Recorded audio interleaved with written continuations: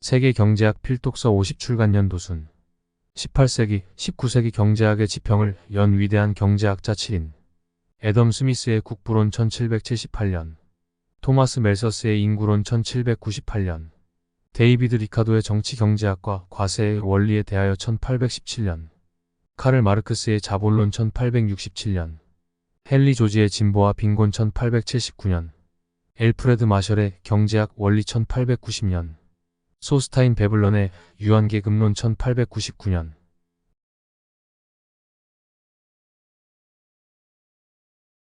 1.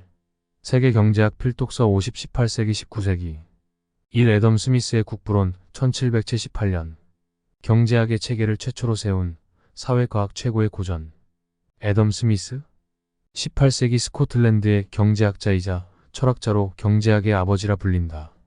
경제활동의 자유를 허용하는 것 자체가 도덕의 한 형태라고 하며 자본주의와 자유무역에 대한 이론적 토대를 제공했다. 그 보이지 않는 손이란 유명한 문구도 국부론에서 유래했다. 국가의 부의 본질과 원천을 탐구한 이 책은 최초의 근대적인 경제학 저서로 평가되고 있다. 18세기는 아직 자본주의와 경제학이라는 용어가 탄생하기 전이었다. 경제 문제가 정치적 사회적 맥락에서 다뤄졌기 때문에 당시에는 정치경제학이란 용어가 사용되었다. 이런 상황에서 애덤 스미스는 처음으로 경제학을 정치학, 철학, 법학, 윤리학과와는 별개로 독자적인 학문 분야로 여겼고 그의 대표작 국부론은 새로운 학문 분야 성립에 기여했다. 1776년 스미스가 50대에 이르러서야 발표한 국부론은 38만 단어로 이루어진 2권짜리 책으로 완성하는 데만 꼬박 10년이 걸렸다.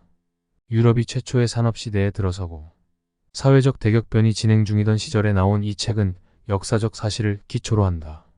이를테면 13세기 잉글랜드의 밀맥 주보리 생산, 영주와 국왕이 징수하는 소작료의 종류, 스페인의 남미 정복 이후에 순은의 가격이 떨어진 과정, 정부가 소금, 가죽, 비누, 양초에 공정한 세금을 부과하는 방법 등을 상세히 설명한다. 그렇다고 지루한 책은 아니다. 격식에 얽매이지 않은 문체로 지배층의 어리석음과 부패한 기득권이 미치는 악영향을 거침없이 비판하는 내용은 놀랍도록 흡입력이 있다. 실제로 이 책은 베스트셀러가 되면서 스미스에게 부와 명예를 동시에 안겨주었다. 책의 제목대로 국가의 부를 다루긴 하지만 단순히 거기에 그친다고 생각하면 오산이다. 5편 32장으로 구성된 이 책은 오늘날 고전파 경제학의 이론으로 불리는 내용을 담고 있다. 간단히 말해 자기 이익을 위해 행동하는 것이 생산성 향상과 국가의 부를 불러온다는 것이다. 따라서 여기서 말한 국가는 국민을 뜻하며 스미스는 아무리 유능한 정부라고 해도 독자적으로 부를 창출하려 들지 말고 국민의 재능에 맡겨야 한다고 주장했다. 정부의 역할에 대한 스미스의 간결하고 상식적인 묘사는 오랜 세월이 흘렀어도 여전히 유효하다. 스미스의 예측대로 커지고 비대해진 정부는 고유 영역이 아닌 분야에까지 진출하고 있으며 그 때문에 조만간 국민의 형편이 어려워질 것이다. 대부분의 정부는 일자리 창출을 위해 특정 산업에 보조금을 제공하는 과정에서 승자를 선택하는 능력이 있다고 자부하지만 스미스는 그러한 투자 때문에 자원을 최적으로 배분하려는 사회 본연의 기능이 변질되는 경향이 있다고 경고한다. 200년이 넘어서도 국부론은 여전히 국가 번영의 든든한 처방전 역할을 하고 있는 것이다. 사리사욕의 효과. 국부론은 스미스가 그 시대에 새로이 출현한 산업 자본주의를 소개하는 책인 만큼 그가 탐욕과 사리사욕을 옹호했다는 선입견을 낳았다. 그러나 그가 17년 앞서 발표한 도덕감정론은 사회가 사리사욕뿐만 아니라 양심과 타인에 대한 연민 같은 도덕적 힘에 의해 결속력을 유지한다는 내용으로 국부론과는 판이하게 다른 책이었다. 국부론에서 스미스는 사리사욕이 전반적으로 긍정적인 효과를 내기 때문에 인간이 거기에 휘둘리는지 마는지는 중요하지 않다고 말한다. 스미스에 따르면 자유시장에 보이지 않는 손이 개개인이 최선의 이익을 얻을 수 있게 행동하도록 유도함으로써 공동체 전체의 이익을 높인다. 그렇다고 탐욕스럽고 부정한 행동을 하라는 이야기는 아니다. 각 경제 주체가 자기 자신이나 가족을 위해 정직하게 노동하고 삶을 개선하면 자원의 효율적인 활용이 이루어진다는 뜻이다. 개인에게 이 같은 행동을 허용하는 사회라면 소유한 자원을 최대한 활용하기 마련이며 오랫동안 번영할 수 있다고 스미스는 말한다. 우리가 저녁 식사를 할 수 있는 것은 푸주간 주인 양조업자, 제빵사의 자비심 때문이 아니라 그들의 이익 추구심 때문이다. 전문화를 통한 부의 축적. 스미스가 국부론의 첫 부분에 노동이라는 주제를 다룬 것은 결코 우연이 아니다. 그는 어떤 나라가 얼마만큼 부유해지는지는 노동할 때 발휘되는 숙련도와 기량, 판단력에 달려있다고 믿는다. 그뿐만 아니라 유용한 작업에 종사하는 인구의 비중도 중요하다고 본다. 스미스는 부유한 나라에는 일하지 않는 사람이 많다고 하더라도 사회 전반적으로 사람들의 요구가 대부분 충족된다고 말한다. 가난한 나라보다 노동 분업이 훨씬 더 철저하게 이루어지기 때문이다. 능력에 따라 각자에게 가장 잘할 수 있는 작업을 분배해주면 효율이 크게 늘고 공정을 바꾸지 않아도 되어서 시간이 절약된다.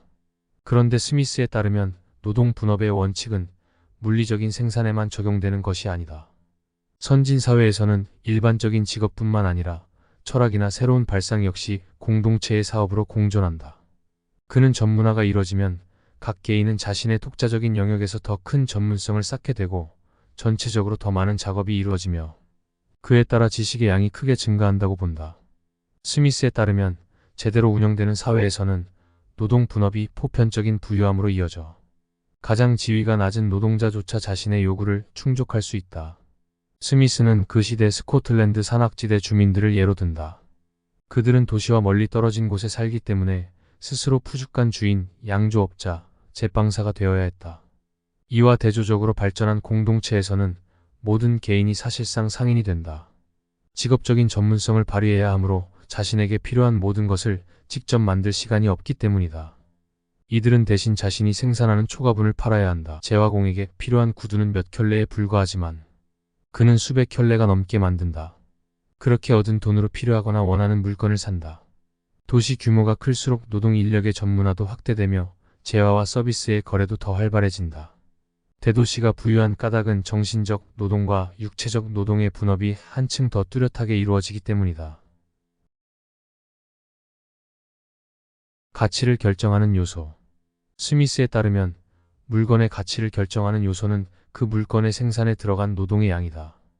이는 곧 구매자가 물건을 구매함에 따라 절약할 수 있는 노동의 양이다. 효용이 매우 큰 물건을 제공하는 사람은 부자가 된다. 이들 덕분에 다른 사람들이 그러한 물품을 직접 제작하지 않아도 되니 노동력이 절약되기 때문이다. 물품 생산에 개입되는 수고와 재능은 그 물건의 가치를 결정짓는 중요 요소가 된다. 스미스는 이러한 상황에서 노동의 전체 생산물이 항상 노동자의 소유가 되지는 않는다. 노동자는 대부분 자신을 고용한 자본가와 생산물을 나누어야 한다고 지적한다. 이처럼 노동력을 투입하지도 않고 생산에도 크게 관여하지 않는 사람이 노동생산물의 큰 몫을 차지하는 것은 마르크스가 지적한 자본주의의 문제점과도 일맥상통한다. 그러나 스미스는 애당초 자본 제공 없이는 노동자가 임금을 받을 수 없기에 이러한 상황을 공정하다고 보았다. 국가가 부유해지는 방법. 스미스에 의하면 국가는 다음과 같이 부유해질 수 있다. 우선 국민이 번 돈을 성실하게 저축하는 것이다. 그가 보기에 자본 증가의 직접적인 원인은 근면이 아니라 절약이다. 낭비하는 자는 공공의 적인 반면에 절약하는 사회 구성원은 공공의 은인이라고 단언한다. 다음으로 저축이 생산 목적으로 투자되는 것이다. 그러면 유용한 분야의 고용인이 자연스럽게 늘어난다. 절약 투자 고용으로 요약되는 국부 창출 공식이 너무 뻔한 것 아니냐고 할 수도 있지만 스미스의 시대에는 그렇지 않았다. 무역이나 전쟁을 통해 금과 은 같은 귀금속의 피축량을 늘려야 한다는 중상주의적 관점이 지배적이었다. 이와 대조적으로 스미스의 제안은 절약, 근면, 자기 일에 충실한 태도 같은 프로테스탄트 윤리를 토대로 삼은 중산층 지향적인 것이었다. 스미스는 오늘날 GDP라 불리는 것의 총가치가 토지에서 얻는 지대, 노동으로 얻는 임금, 자본 수익 세 가지로 이뤄진다고 말한다. 복잡한 경제에서 이 세 가지 요소에 각각의 수준이 다른 요소에 영향을 끼친다. 다시 말해 임금이 오르면 지대가 오르고 자본 수익이 감소하면 임금과 지대도 내려간다는 뜻이다. 무역을 통한 국부 창출. 국가가 부유해질 수 있는 또 다른 방법으로 무역이 있다. 스미스는 과거 가장 크게 번성한 문화권은 모두 무역 국가였으며 대부분 해상 무역에 종사했다고 설명한다. 무역하는 나라는 자국에 없는 원자재를 사들여 제품을 만들 수 있다. 제품은 원자재보다 비싸며 다른 나라의 판매에 큰 이윤을 남길 수 있다. 따라서 나라가 보다 부유해진다. 스미스의 견해는 프랑스 중농주의의 영향을 받은 것으로서 무역이 항상 거래 당사자들에게 이롭다는 것이다. 중상주의에서는 무역을 다른 나라의 것을 빼앗아 자국의 이익을 추구하는 식의 전쟁으로 간주했지만 스미스는 기본적으로 국가에 부는 재화와 돈이 유통되고 거래될 때 증가한다고 여겼다. 피렌체 같은 중세 유럽 도시는 그러한 원리를 이해하였기에 주변 농촌 지역뿐만 아니라 지구의 가장 외딴 변방과의 거래를 통해 막대한 부를 축적했다. 반면에 근시안적으로 국경 안에만 머물러 있던 도시와 국가는 몰락했다. 해서는 안 될 행위, 약탈, 전쟁, 사치. 돈 모으지 않고 사치하는 사람은 재정적으로 큰 대가를 치른다. 스미스는 국가 역시 마찬가지로 공간 건설, 요란한 행사, 불필요한 전쟁에 거액을 지출하는 것은 재앙을 자초하는 행위라고 지적한다. 토지나 산업을 개발할 생각은 하지 않고 다른 나라를 약탈하여 부를 축적할 수 있다고 믿는 국가 역시 큰 화를 입는다.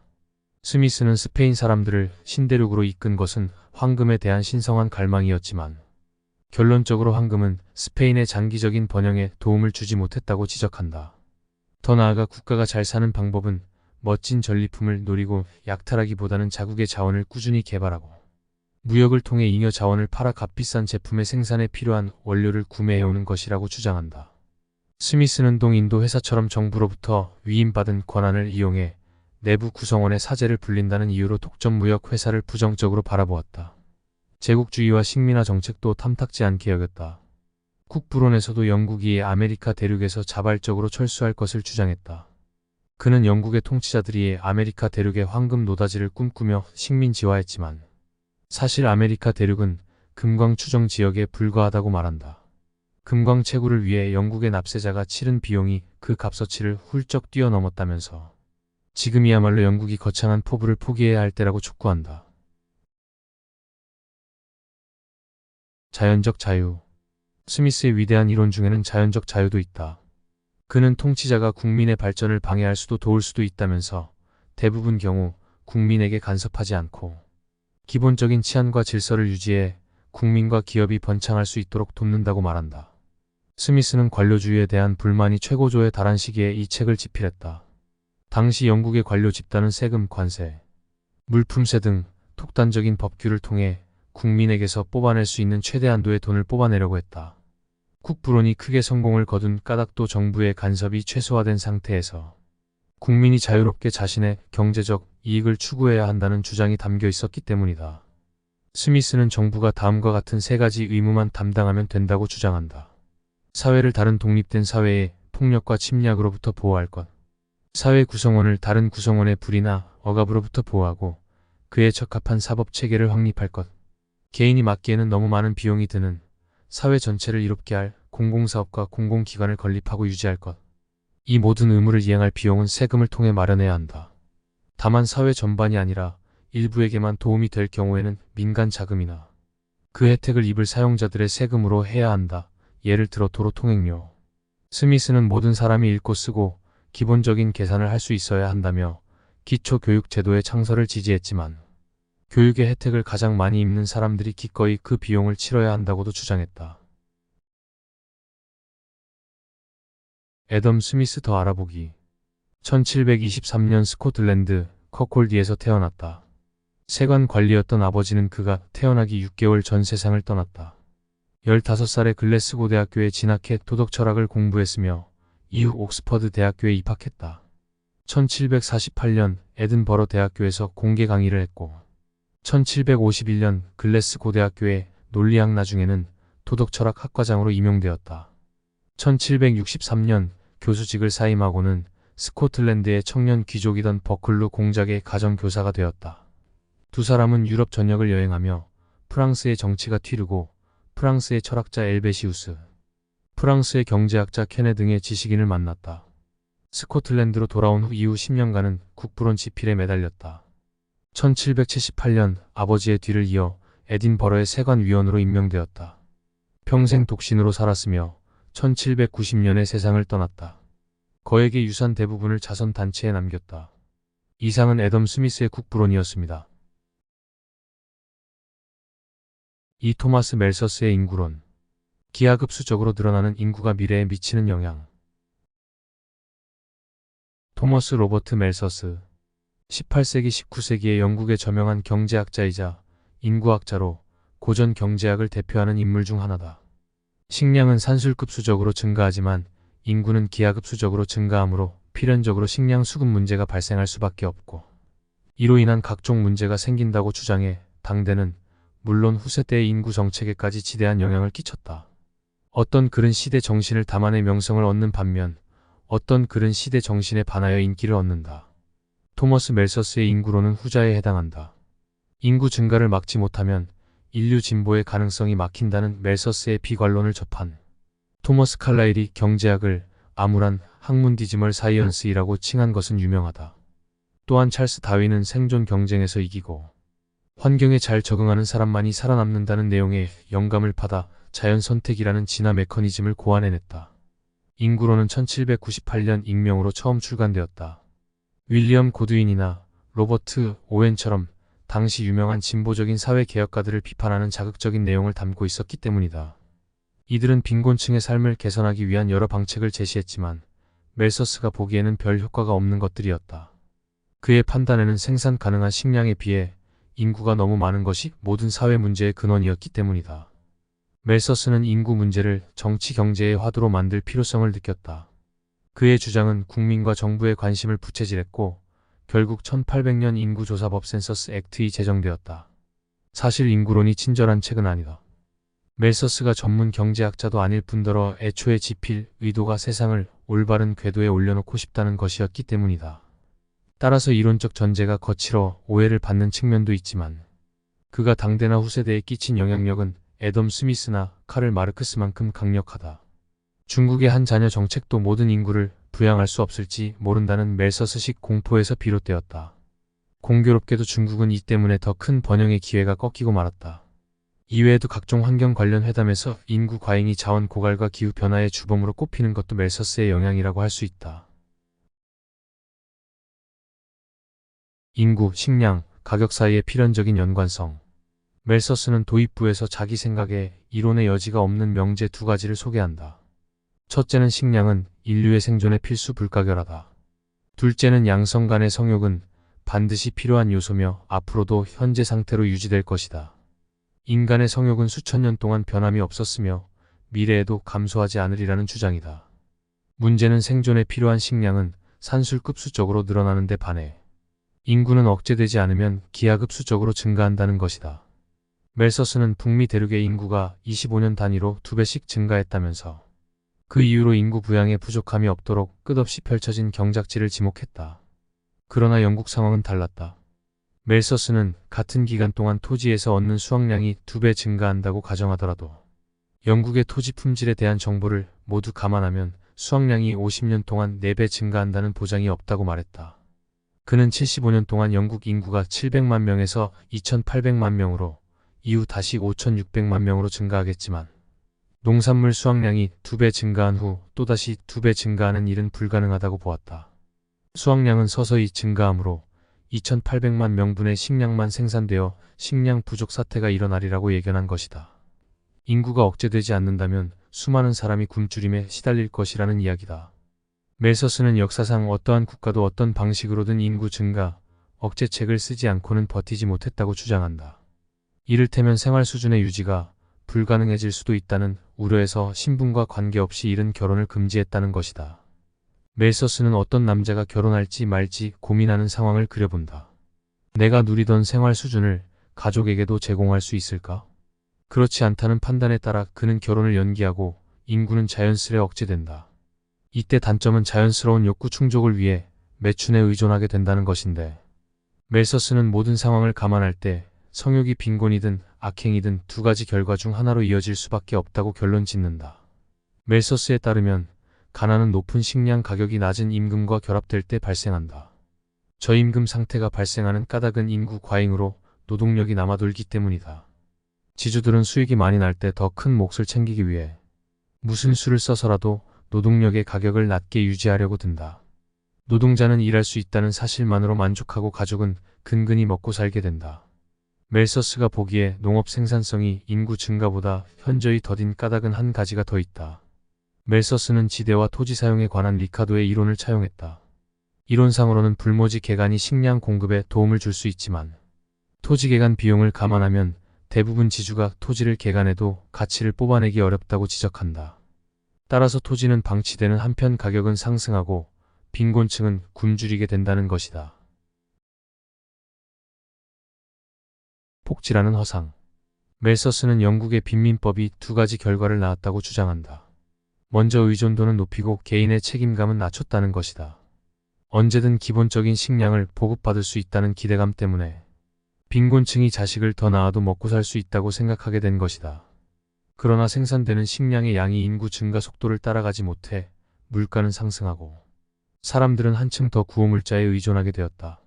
멜서스가 쏟아내는 말은 오늘날 폭지 제공과 관련하여 벌어지는 논쟁을 방불케 한다. 가족을 부양할 능력도 없이 결혼하는 노동자는 어떤 측면에서 다른 노동자들에게 적으로 간주될 수 있다. 빈민법은 정말로 극심한 가난으로 고통받는 사람들에게는 도움이 되었을지 몰라도 저소득층 전반의 행복 총량을 떨어뜨리는 역할도 했다.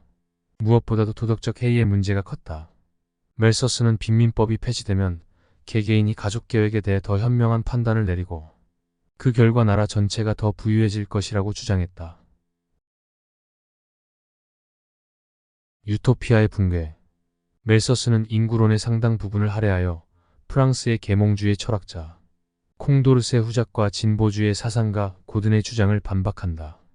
이 두 사람은 인류의 진보와 유기적 완전성에 대한 주장으로 당시 인기를 끌고 있었다. 멜서스가 보기에 자연계의 진실성욕과 식욕은 염두에 두지도 않고 개인의 책임을 배제한 주장이었다. 멜서스는 인간의 본성이 변할 수 있다는 그들의 주장을 비웃었다. 특히 빈곤층의 구제 측면에서 아무리 좋게 보더라도 세상 물정을 모르고 최악의 경우 아주 위험한 결과를 낳을 수 있는 견해였다.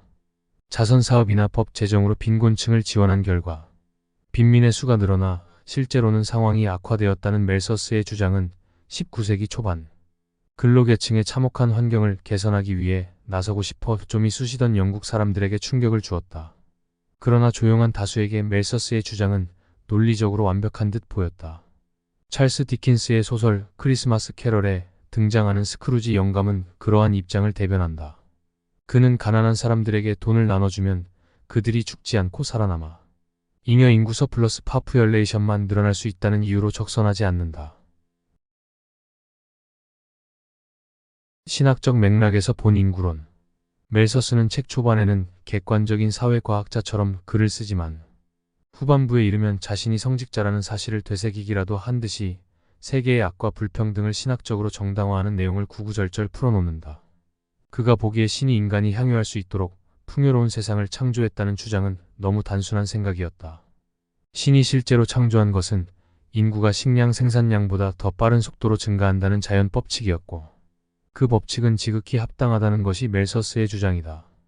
더 많은 식량을 생산해야 한다는 압박 없이는 땅을 개간하고 판매할 물건을 만들거나 산업을 조직할 동기가 생기기 어렵기 때문이다. 본인이나 가족을 부양하기 위해 필요하다고 여기는 노고 덕분에 아무 일이 없었다면 영원히 잠자고 있었을지도 모를 능력을 발휘하곤 한다. 반대로 인류가 나무에서 열리는 식량을 마음껏 얻을 수 있는 지역에서는 경작이나 작물 재배, 축산업을 일으키거나 문명 발전에 대한 의욕을 느끼지 못하는 경우가 대부분이다. 이와 같이 역사의 크나큰 흐름이 승자와 인간 본성인 게으름에 굴복한 사람을 만들어냈다는 것이 멜서스의 생각이다. 그는 인간을 비롯해 자연에서 발생할 수 있는 모든 종은 신의 이익이라는 숭고한 목표를 위해 노력해왔으며 물살의 일반적인 흐름은 가난과 악행 같은 소용돌이 몇 번으로 거스를 수 없는 법이라고 주장한다. 덧붙여 정의롭고 생산적인 삶을 영위해 조물주의 의도를 실현하는 것은 인간 개개인의 몫이라고 말한다. 기술 발전과 멜서스 이론의 한계. 1803년 멜서스는 기존의 인구론을 대폭 수정한 개정판을 본인 이름으로 출간했다. 개정판에는 멜서스가 유럽을 돌아다니며 수집한 인구 데이터와 더불어 각국의 인구 억제책이 담겼고 기근이나 가난 같은 자연적인 인구 억제에 의존하지 말고 도덕적 절제력과 늦은 결혼으로 태어나는 아이의 수를 줄이자는 제안이 중점적으로 소개되었다. 피임은 권장하지 않았다. 초판본의 신학적인 부분은 빠졌다. 신이 생존 투쟁을 예정해 놓았다는 개념이 가혹하게 보인 탓일 것이다. 농업의 엄청난 진보로 인해 인구, 노동, 식량 공급 사이의 연결고리가 끊어진 미래를 내다보지 못했다는 이유로 멜서스는 많은 비판을 받아왔다. 농기계 한 대가 200명 몫의 농사일을 하고 비료와 살충제 덕에 불모지였던 곳에서 큰 수확을 거두는 지금 식량 확보는 더 이상 큰 문제로 여겨지지 않는다. 더욱이 가족 부양에 필요한 돈의 비중은 멜서스 시대 이후로 꾸준히 감소했다. 환경주의자들은 지구상에 80억에서 100억 인구가 산다는 생각만으로 진저리를 치는데 이들도 근본적으로는 멜서스와 똑같은 실수를 저지르고 있는 듯하다. 중요한 것은 사람의 수보다 자원의 활용이다. 실제로 자원 생산은 갈수록 용이해지고 저렴해지는 경향이 있다. 환경주의자들은 멜서스와 마찬가지로 기술을 전혀 염두에 두지 않고 있다. 토머스 멜서스 더 알아보기 1766년 영국 서리의 유복한 가정에서 태어났다. 아버지 다니엘은 신사 계급에 속하는 지식인이었다. 가정과 사립학교에서 교육을 받은 후 케임브리지 대학교 지저스 칼리지에 입학해 라틴어, 그리스어, 수학에서 두각을 나타냈다. 20대 후반에 지저스 칼리지의 선임 연구원으로 임명되었다. 성공의 성직자가 되고자 했고 언어 장애가 있음에도 1789년에 부제로 서임되었다. 1804년 사촌인 해리엇 에커설과 결혼했다. 이듬해 이스트인디아 대학의 역사학과 정치경제학 교수로 임용되었으며 죽을 때까지 재직했다. 이곳에서도 성직자 활동은 이어갔다. 학생들에게 인기가 많았으며 영어로 인구를 뜻하는 파푸열레이션을 빗대어 파푸이나 올드 파푸로 불렸다. 공개적인 경제 담론에서 종종 리카도와 사사건건 부딪혔다. 특히 지대 가치 수요에 대한 리카도의 의견에 반대했다. 하지만 그것과는 별개로 두 사람은 친한 친구 사이였다. 저서로는 높은 배급 가격의 원인 고찰, 정치경제의 원칙, 정치경제의 개념 정해 등이 있다. 1834년 세상을 떠났다. 이상으로 토마스 멜서스의 인구론이었습니다. 3. 데이비드 리카도의 정치경제학과 과세의 원리에 대하여 시장 경제의 기본 원칙을 공식화한 불후의 명저. 데이비드 리카도 19세기 영국의 경제학자로 애덤 스미스를 이어 고전파 경제학 이론 체계를 완성했다. 국가 간 무역 발생의 원리를 설명한 자유무역주의의 이론적 기초가 된 비교우 이론으로 유명하다. 애덤 스미스의 노동가치론을 다듬어 자신만의 노동가치론을 확립했으며 이는 마르크스에게도 영향을 미쳐 잉여가치론으로 이어졌다. 데이비드 리카도는 런던 증권거래소에서 활약하며 당대 금융업계에서 이름을 날린 유명인이었다. 말하자면 19세기의 조지 소로스나 워런 버핏이었다. 퀘이커교도와 결혼하는 바람에 네덜란드 출신 유대계 부모로부터 절연당한 그는 무일푼 신세가 되었지만 뛰어난 판단력 덕분에 꾸준히 재산을 불릴 수 있었다. 그렇게 재산을 모은 덕에 리카도는 이른 나이에 은퇴해 영국의 시골에서 호화롭게 생활하고 있었다. 그의 행보가 바뀐 것은 27살에 우연히 읽은 애덤 스미스의 국부론 때문이었다. 이 책으로 당시 신생학문이었던 정치경제학에 빠져든 그는 장 바티스트 세이 같은 초기 사상가들의 책을 읽으며 공부했다. 그는 통찰력 있는 논문을 발표해 제임스 밀, 제러미 벤담 등의 시선을 끌었으며 토머스 멜서스와는 절친한 친구가 되었다. 1871년 리카도는 경제학 사상 기념비적인 저작을 발표하기에 이르는데 바로 정치경제학과 과세의 원리에 대하여다. 제임스 밀의 설득으로 쓴 이 책은 스미스의 이론을 토대로 고전 경제학 이론을 전례 없는 수준까지 정교하게 끌어올렸다. 시장 경제 기본 원칙을 공식화한 이 책 덕에 리카도는 정치경제학자로서 명성을 얻었고 영국 의회에까지 입성했다. 리카도의 노동가치론은 주요한 담론으로 자리를 잡아 마르크스에게 계승되었으며 비교우 이론은 자유무역의 기초가 되었다. 당신의 가격은 얼마인가? 리카도의 노동가치론. 리카도는 자본가들이 특정한 경제 상황이나 산업에서 한동안 큰 이윤을 남길 수 있으며 그러한 이윤이 계속되는 한 그들이 취급하는 제품이나 재료의 시장 가격은 높은 수준을 유지하지만 얼마 지나지 않아 자본을 반영한 자연 가격으로 돌아간다고 설명한다. 이때 자본에는 생산에 들어간 노동과 기계도 포함된다. 제품의 시장 가격은 일시적으로 자연 가격에서 벗어날 수 있지만 특정 산업에서 큰 이윤이 창출되는 것을 사람들이 알아차리면 자본이 축적되고 경쟁이 치열해지며 가격이 생산 비용을 반영한 자연 가격으로 돌아가게 마련이라는 것이다. 리카도는 다른 상품과 마찬가지로 노동에도 시장 가격과 자연 가격이 있다고 말한다. 노동력이 부족해진다든가 하는 상황에서는 노동자들이 한동안 더 높은 임금을 받아낼 수 있다. 이때 노동자는 형편이 피고 행복해지며 더 많은 생활 필수품과 삶의 즐거움을 누리고 그에 따라 건강한 대가족을 부양할 수 있는 위치에 설 수 있다. 이러한 번영에는 대가가 따른다. 노동자가 더 많은 자녀를 얻으면 노동 인구가 늘어나고 공급이 증가하여 다시 자연 가격으로 내려간다. 리카도는 다른 상품과 마찬가지로 노동 가격이 노동자의 식비, 의복비, 주거비를 합한 실제 생산 비용으로 돌아가는 경향이 있다고 주장한다. 임금은 항상 근로자의 생계 부양 비용에 맞춰지기에 자본가들은 낮은 노동 비용을 유지하기 위해 식료품과 주거용품의 가격을 낮게 유지하려 애쓴다. 리카도는 나라가 부유해지면 그 나라의 일반적인 근로자가 자기 임금으로 살 수 있는 편의품 또한 늘어난다는 사실을 인정한다. 잉글랜드의 일반 가정에서 사용되는 편의품 상당수가 우리 역사 초기에는 사치품으로 취급되었을 것이다. 리카도는 그렇다고 국민 소득에서 자본가의 이윤이나 토지 임대료가 차지하는 비중과 비교해 노동의 비중이 커지지는 않는다고 강조했다. 노동자가 훨씬 잘 살게 된 것처럼 보이지만 토지나 자본 없이는 매주 생필품 값을 치를 정도만 벌 수 있다는 것이다.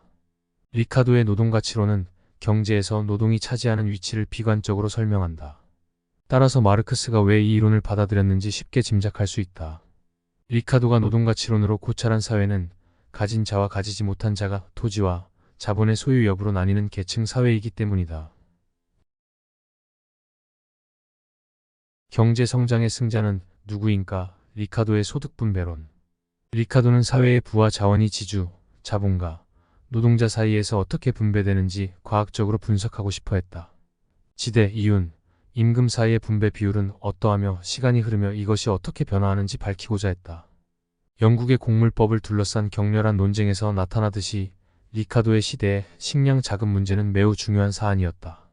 리카도는 토지와 식량 생산 능력이 한정된 반면 인구 증가에는 한계가 없다는 멜서스의 이론에 기본적으로 동의했다. 그는 농경지의 지대가 비옥함에 좌우된다고 말한다. 비옥한 땅이 모두 점유되면 사람들은 덜 비옥한 땅에서 농작물을 재배할 수밖에 없고 인구가 증가함에 따라 가장 비옥한 땅에는 할증료가 붙어 지대가 상승한다. 이것이 리카도의 차별화된 지대론이다. 리카도의 입장에서 이유는 간단히 말해 사업주가 근로자와 지주에게 각각 임금과 지대를 치르고 난 뒤에 남은 돈이다. 그의 이윤론에 따르면 이윤율은 경제 전반에 걸쳐 놀랄 정도로 안정적인 수준을 유지한다. 특정 부문이나 산업이 큰 이윤을 창출한다고 알려지면 자본이 그 산업으로 유입되어 더 많은 재화가 생산되며 그 결과 가격이 내려가고 따라서 이윤도 줄어든다는 것이다. 이와 함께 상대적으로 적은 이윤을 내는 산업에서는 자본이 이탈하게 마련이다. 생산되는 재화가 줄어들면 해당 산업에 계속해서 남아있던 기업이 높은 가격을 매길 수 있게 되고 다시 이윤이 슬슬 증가하기 시작한다. 경제가 걸음마 단계에 있을 때는 이 같은 설명이 합리적이었다. 그러나 리카도는 그 시대 다른 경제 사상가들과 마찬가지로 멜서스의 인구 과잉과 희소성 이론이라는 덫에 걸렸다. 리카르도가 보기에 인구 증가에 따라 식량 수요가 증가하면 기존 농경지가 부족해지는 것이 당연한 이치였다.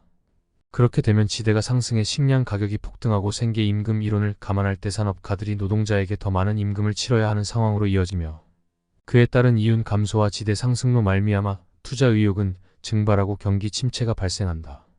리카도의 해결책은 곡물법 폐지로 수입을 늘림으로써 곡물 가격을 떨어뜨리는 것이었다.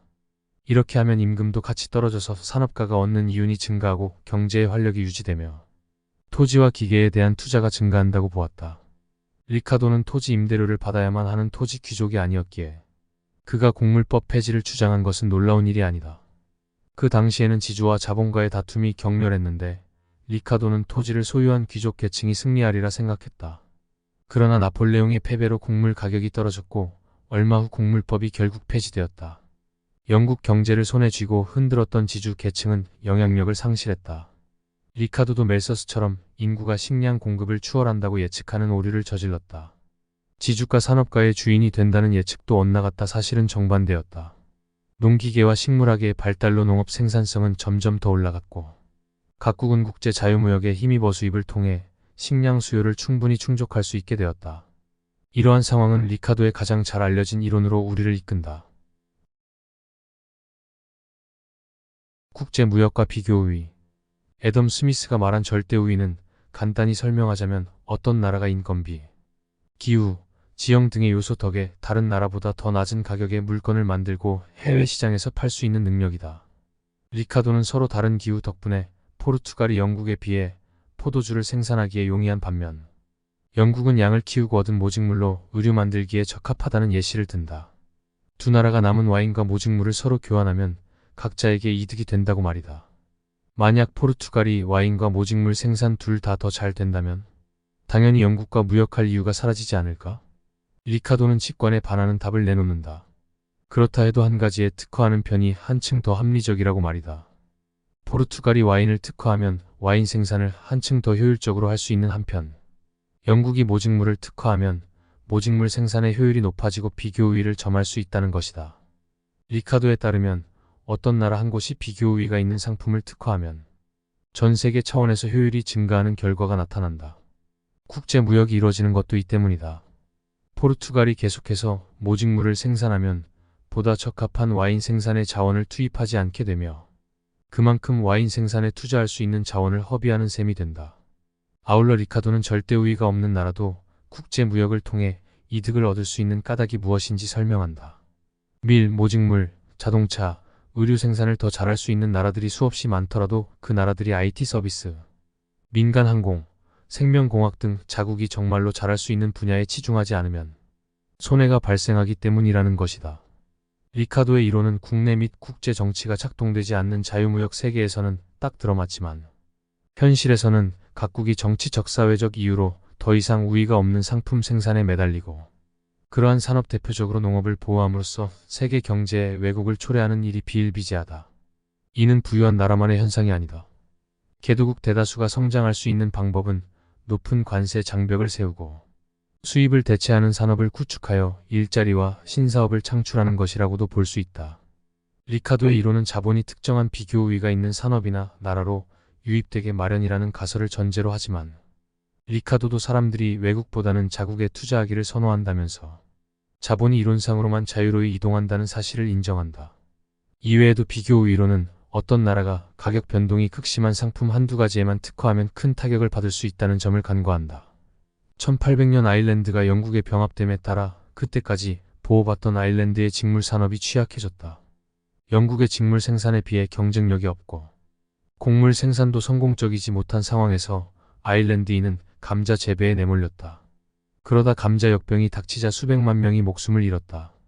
리카도는 자유무역 체제에서 각국이 특화를 통해 가격이 안정적으로 유지될 가능성이 큰 제조업이나 서비스 산업을 다각화하고 발전시킬 수 있는 답을 제시한다.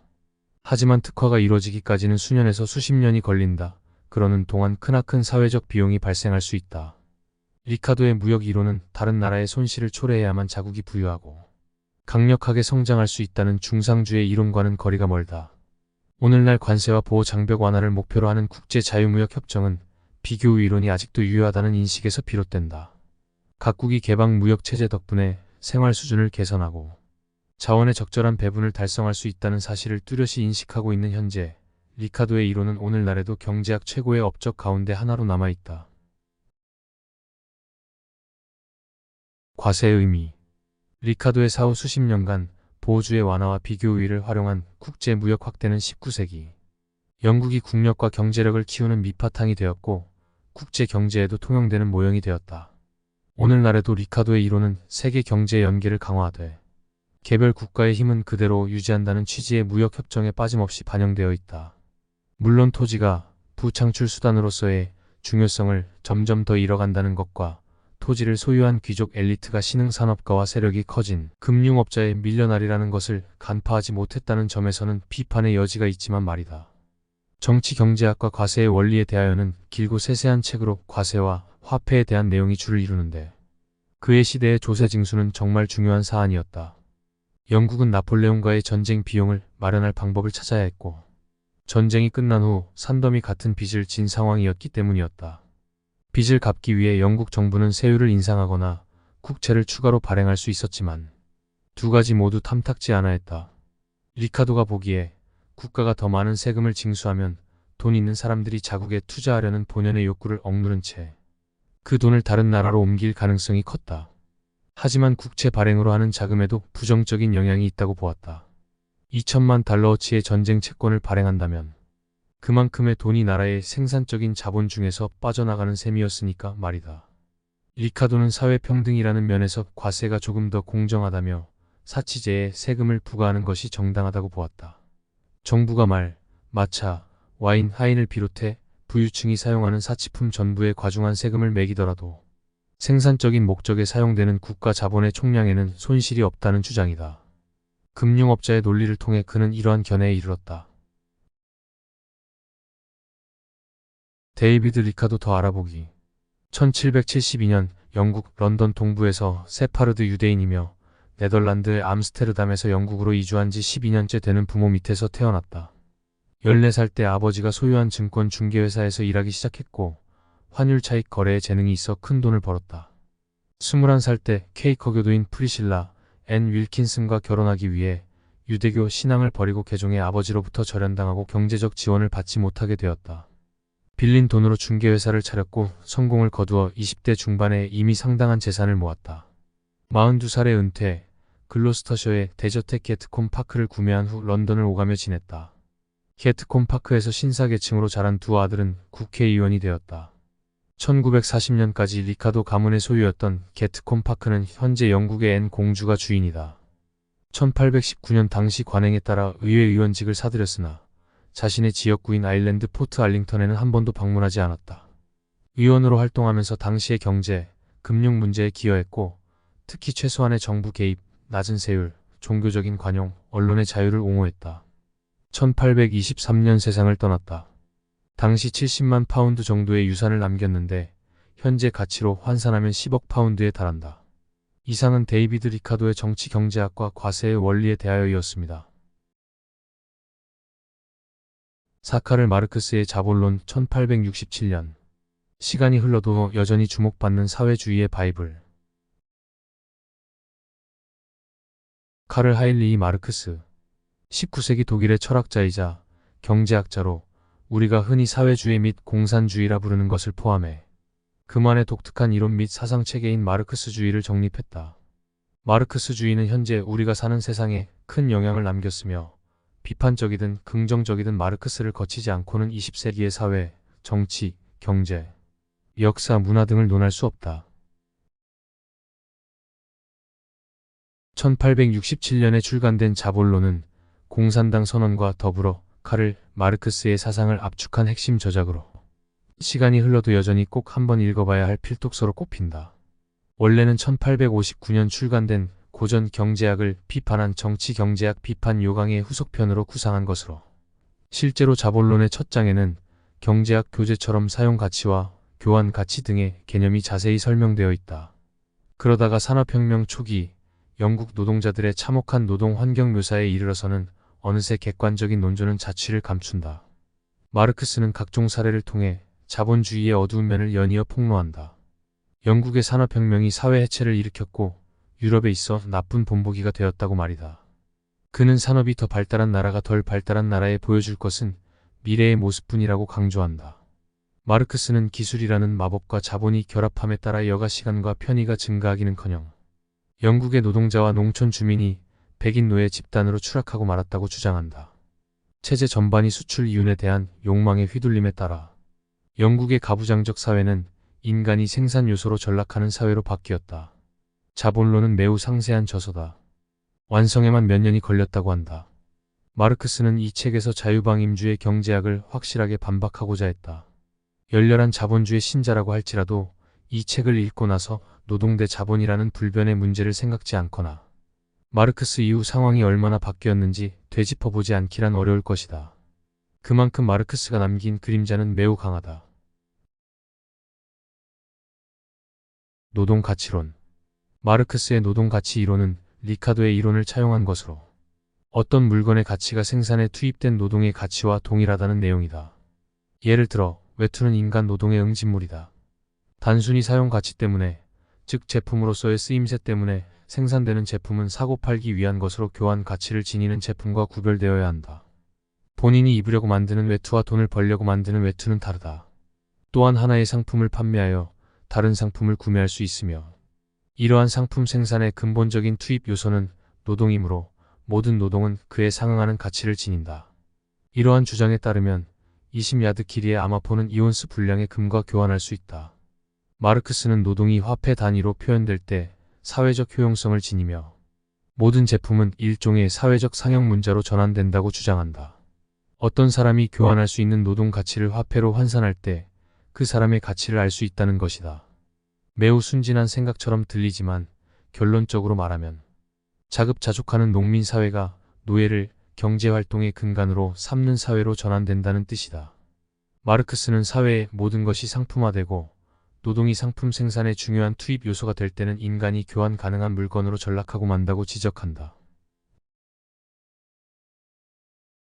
자본이 모든 것을 바꾼다. 어떤 사람이 저축한 돈으로 재화점을 창업하고 재화공을 고용한다고 가정해보자. 재화공은 노동력을 갖고 있으며 노예가 되지 않는 한 자신의 노동력을 한꺼번에 판매하지 못한다.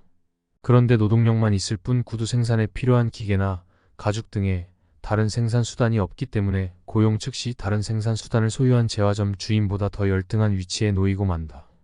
재화공은 자신의 노동력만 판매할 수 있을 뿐 노동에 만든 제품은 판매하지 못한다. 마르크스는 이처럼 부자연스러운 경제적 관계 안에서 노동자는 다음날 출근해 노동하는데 필요한 재충전 비용 이상의 소득을 얻지 못한다고 말한다. 식량, 주거에 필요한 최저 생계비만 번다는 뜻이다. 즉, 노동의 가격은 노동자 자신과 가족의 생존 유지를 위해 구매하는 상품의 합계 비용과 일치한다. 마르크스는 현대 사회에서 사회적 관계는 정확히 경제적 관계를 중심으로 형성된다고 주장한다. 어느 정도냐면 어떤 사람이 저축한 돈이 다른 사람의 착취 수단이 된다는 것이다. 마르크스는 현대 경제에서 사회적 힘은 개인의 사적인 권력이 된다며 고대인들이 화폐가 사물의 경제적 도덕적 질서를 파괴하는 요소라고 비난한 데는 합당한 이유가 있다고 지적한다. 저축이 처음에는 순수한 의도로 행해질지 몰라도 얼마 지나지 않아 자본으로 사용되며 착취 수단에 이른다고 말한다. 잉여 노동 가치 자본주의의 비결. 자본론은 노동시간의 큰 부분을 할애하는데 마르크스는 왜 그런지 설명한다. 하루 중에는 필요 노동시간이 포함된다.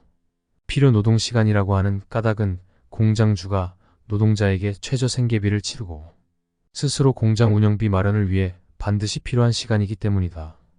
그러나 하루 동안의 노동시간 중에는 필수적이지 않은 잉여 노동시간도 있다. 이는 재반 비용의 충당이 이루어지고 난 이후의 노동시간을 말한다.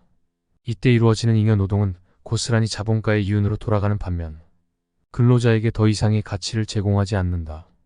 따라서 노동자는 자기 자신을 위해 하루의 절반을 일하고 나머지 절반은 자본가를 위해 일하는 셈이다. 영국의 제조업자들이 12시간 노동을 금지하고 10시간 노동을 의무화하는 법을 저지하려고 애쓴 까닭도 대부분의 공장이 하루가 끝나갈 무렵에야 이윤의 영역으로 들어섰기 때문이다. 마르크스는 노예를 소유한 사회와 노동자가 임금을 받는 사회의 유일한 차이는 착취의 정도라고 주장한다. 마르크스에 따르면 어떤 국가의 중요성은 제품이 얼마나 생산되는지가 아니라 잉여 노동 가치가 얼마나 창출되느냐로 측정된다. 자본은 죽은 노동으로 흡혈귀처럼 살아있는 노동을 빨아먹어야만 생존할 수 있으며 더 많은 노동을 흡입해야만 더 오래 살 수 있다. 마르크스는 공장을 24시간 내내 돌리고 쥐꼬리만 한 주급으로 10살짜리 아이를 하루에 15시간씩 부려먹는 과정을 교대제로 설명한다.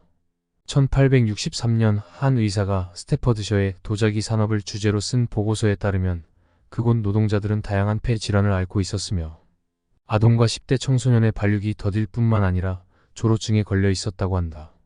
성냥개비 제조에 동원된 아동들은 인 같은 화학 물질에 노출되어 개구장애에 시달렸다. 제빵처럼 언뜻 안전해 보이는 산업에서도 극심한 초과 노동이 이뤄져 제빵사들의 평균 수명이 42세에 불과했다. 마르크스의 주장을 요약하자면 자본가들은 어떤 노동자의 노동력을 몇 년 동안 집중적으로 착취하다가 새로운 노동자로 갈아치우는 편이 같은 노동자를 유지하고 더 오래 일할 수 있는 환경을 제공하는 것보다 효율적이라고 판단한다는 것이다. 마르크스는 1833년에서 1864년까지 영국의 공장법이 어떻게 개정되었는지 제시한다. 그러면서 산업계가 공장법에 반대한 것은 자본 정신의 특징을 보여준다고 말한다. 그러나 부의 동력이 원료와 노동을 대량으로 조합하고 수많은 노동자를 한 장소에 모으는 공장주의 능력이라면 그러한 능력이 노동자에게 기회를 창출해 줄 수 있다고도 말한다. 공동 작업하는 동안 노동자의 숫자가 늘어나면 지배에 대한 저항도 확대되기 때문이다. 집단 정체성이라는 의식이 자라남에 따라 자본과 노동 간의 대규모 투쟁에 필요한 환경이 조성된다는 것이다. 마르크스가 남긴 것.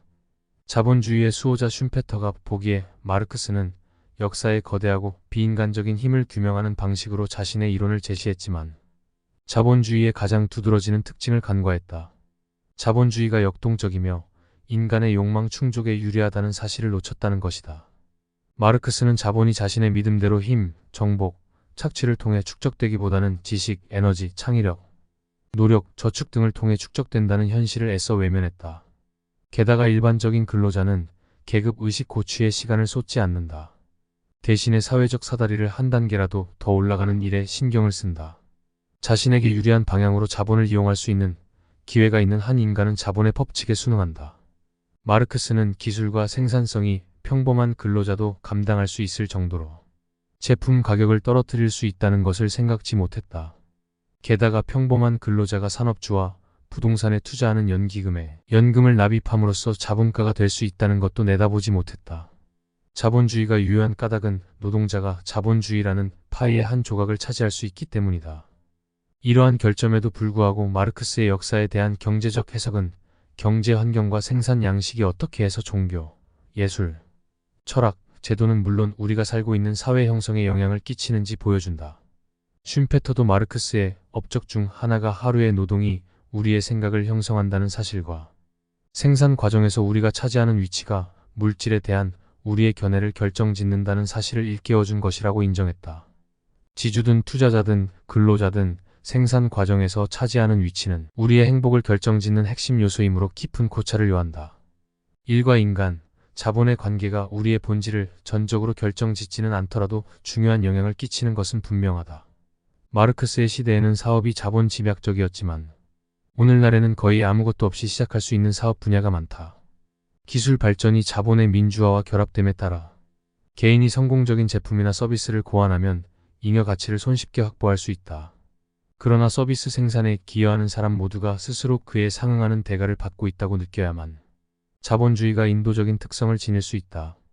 노동과 자본의 불균형한 관계는 직장에서 항쟁이나 인재의 유출을 불러올 수 있을 뿐만 아니라 사회적 차원에서는 투표를 통해 상위 1%에 대한 반란으로 이어질 수 있다. 카를 마르크스 더 알아보기. 1818년 프로이센 왕국 라인란트의 트리어에서 9남매 중 셋째로 태어났다. 하지만 위의 형이 곧 죽어 장남이자 둘째가 되었다.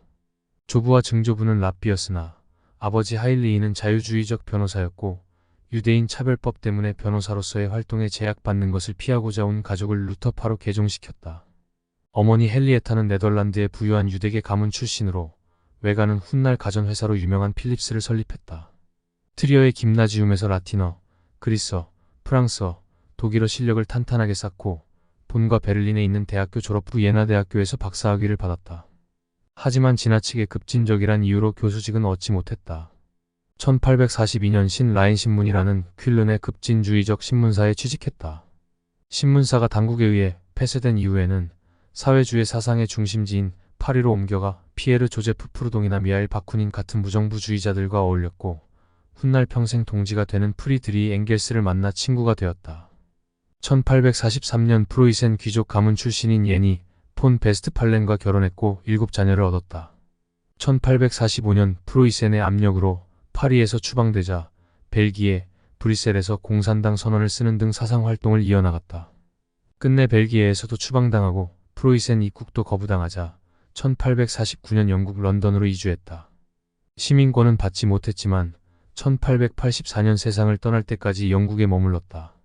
자본론의 영역본은 1887년에 이르러서야 출간되었고 제2권과 제3권은 마르크스의 각주를 바탕으로 엥겔스가 편집하여 출간했다.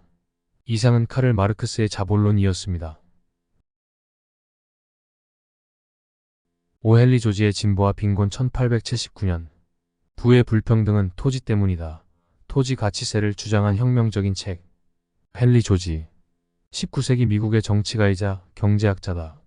다닐 세로서의 토지 가치세를 추창했으며 그의 이름을 딴 조지주의 지공주의라고 불리는 경제학파를 형성하는 데 영향을 끼쳤다. 자본은 개인 소유지만 토지는 공유해야 한다고 주장해 자본과 토지를 구분하지 않는 마르크스주의와는 대척점을 이루었다. 이는 진보주의에는 물론이고 버나드 쇼와 톨스토이 등 소설가들에게도 큰 영향을 주었다.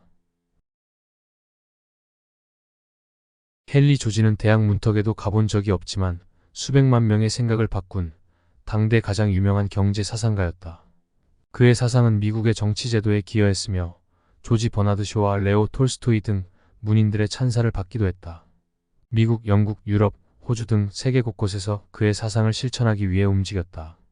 조지는 애덤 스미스, 토머스 멜서스, 존 스튜어트 밀의 책을 탐독하며 경제학 이론에 대한 기초 지식을 습득했는데 그에게 가장 영향을 준 것은 토지는 모두의 소유이므로 개인이 사유 재산으로 독점해서는 안 된다는 리카도의 이론이었다. 1871년 그는 우리의 토지와 토지 정책이라는 소논문을 발표했는데 전혀 반응이 없자 자신의 생각을 확장해 책으로 소개하기로 결심하고 진보와 빈곤을 썼다. 1879년 출간된 이 책은 출간되자마자 큰 인기를 끌며 인기소설의 판매량을 넘어서는가 하면 신문에 연재되기도 하고 여러 국가의 언어로 번역 출판되었다. 그런데 왜 오늘날에는 그가 생전만큼 잘 알려지지 않은 것일까? 공교롭게도 그의 저서 진보와 빈곤에 그 답이 숨어 있다. 조지는 토지세가 거의 시행되지 않은 이유로 지주 계층이 정부에 행사하는 영향력 때문이라고 주장했다.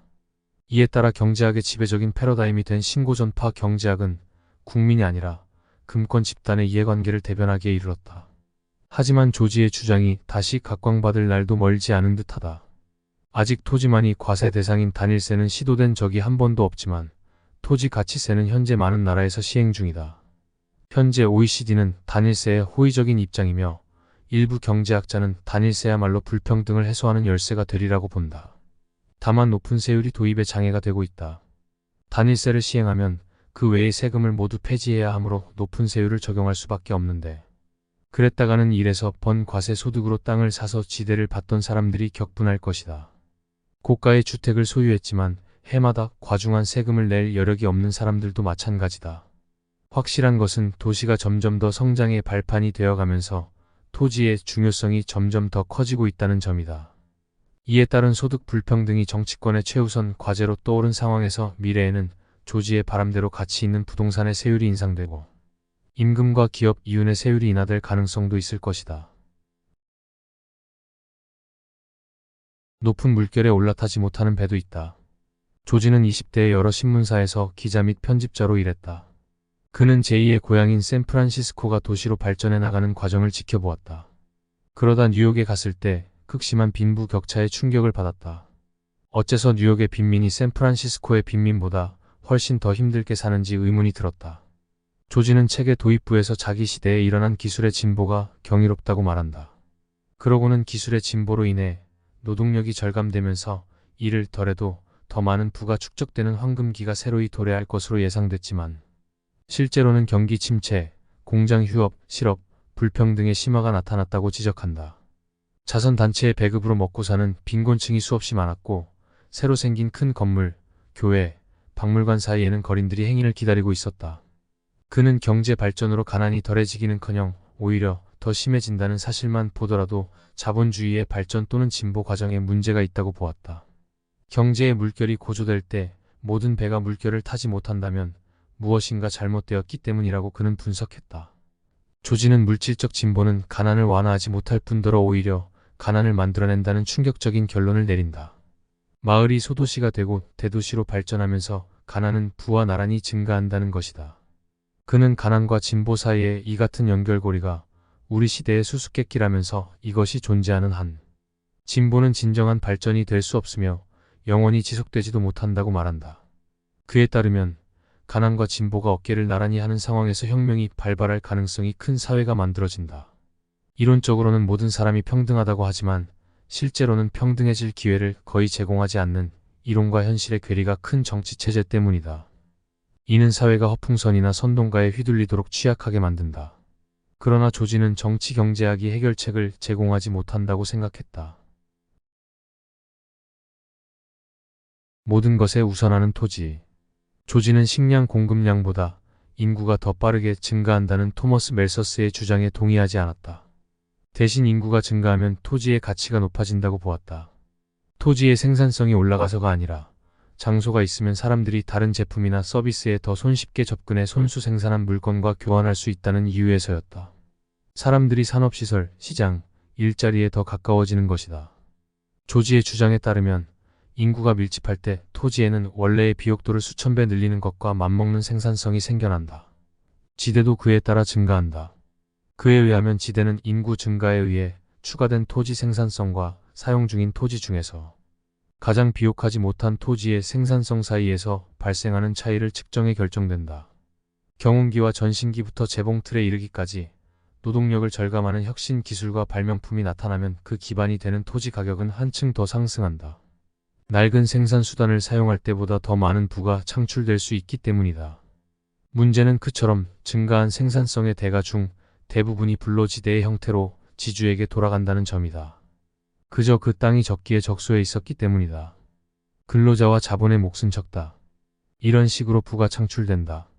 바로 이러한 상황 때문에 노동력을 줄여주는 기계가 노동자에게 혜택을 주지 못하는 놀라운 현실이 만들어지는 것이다. 국가의 생산성이 올라간다고 임금이나 금리가 나란히 올라가진 않지만 지대만큼은 확실히 오르기 때문이다. 조지는 미국 같은 신생 국가의 소득 평등도가 유럽보다 높은 이유, 샌프란시스코처럼 후생 도시의 소득 평등도가 뉴욕처럼 오래된 도시보다 높은 이유가 모두 토지 때문이라고 보았다.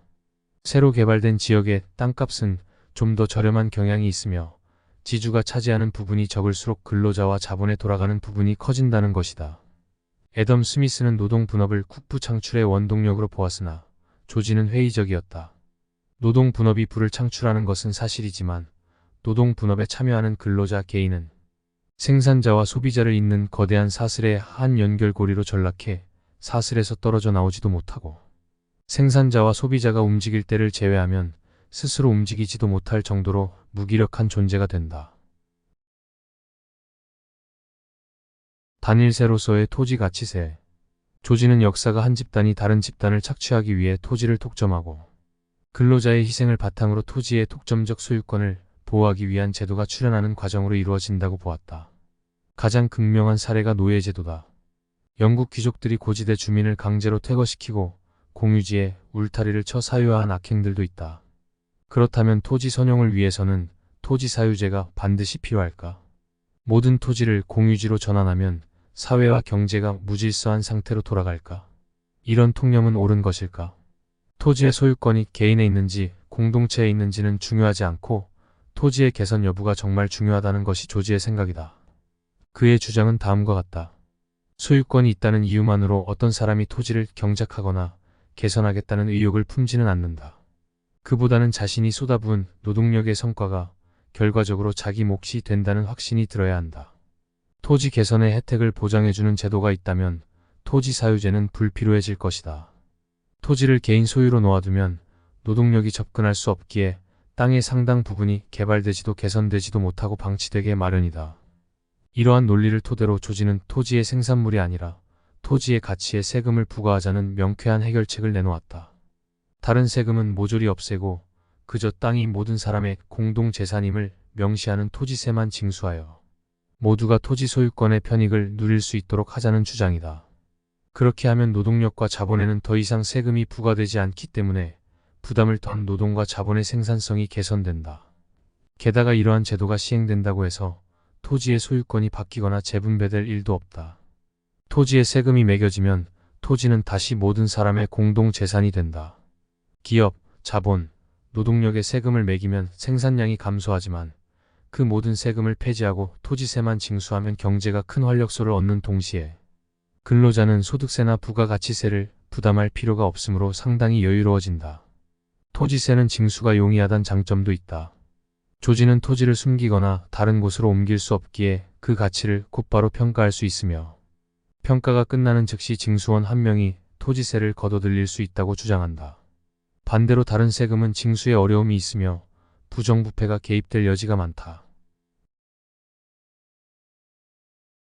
토지의 시설은 개인이 구축한 것이 아니다. 헨리 조지 정리 헨리 조지 실험라는 것이 있다. 조지의 가장 핵심적인 주장으로 개인이 토지 소유를 통해 혜택을 얻고 이득을 볼 수 있는 것은 순전히 공적 투자 덕택이라는 내용이다. 따라서 사유 재산의 가치가 커지면 공동체 전반이 이득을 얻게 마련이다. 예를 들어 정부가 철도를 건설하거나 건설 비용을 지원해 가까이 있는 개인 소유지의 가치가 올라간다면 그 토지 소유자뿐만 아니라 공동체 일원 모두에게 이익이 되지 않을까.